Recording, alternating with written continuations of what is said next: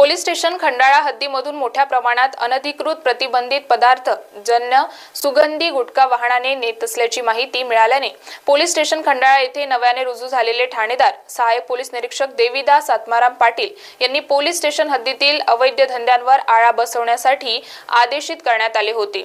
या पथकाने पोलीस स्टेशनच्या रेकॉर्डवरील मालमत्ता चोरीचे गुन्हे करणारे गुन्हेगार तसेच अवैध धंदे करणारे तसेच गुटखा वाहून नेणारा व बाळगणारा यांच्या हालचालींवर बारीक लक्ष ठेवून गोपनीय बातमीदार सक्रिय केले।